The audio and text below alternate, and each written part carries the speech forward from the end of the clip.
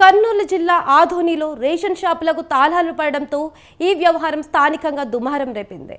MLA Parthasarathi వ్యాఖ్యల మేరకు BJP శ్రేణుల రేషన్ డీలర్లకు ఫోన్ చేసి షాపులను వెంటనే తమకు అప్పగించాలని బెదిరించారు.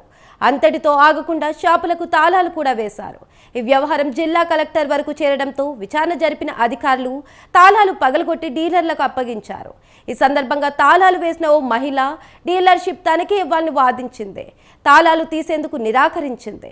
రెవెన్యూ అధికారులు ఆ మహిళను అడ్డుకుని షాపు తాళాలు తీసి ప్రస్తుతం ఉన్న డీలర్లకే షాపు అప్పగించారు. బీజేపీ కార్యకర్తల బెదిరింపు కాల్స్, అలాగే స్టోర్లకి తాళాలు వేయడము ఆధునిక ప్రజలు గమనిస్తున్నారు.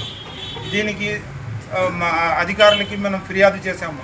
MRO, RDO sir, sub collector, collector గారి నుంచి డిఎస్పీ, ఎస్పీ గారిని మన ఫిర్యాదుని స్పందించి ఈరోజు ఎంఆర్ఓ అధికారి రాజశేఖర్ సారు మళ్ళీ పోలీస్ అధికారుల సమక్షంలో మా షాప్ల తాళాలు పగలగొట్టి మనకు మా స్వాధీనం చేసినందుకు అందరికీ ధన్యవాదాలు చేస్తూ, ఇలాంటి చర్యలు మళ్ళీ కాలేకున్నట్ల ప్రతిష్టమైన చర్యలు తీసుకోవాలని కోరుతున్నాము.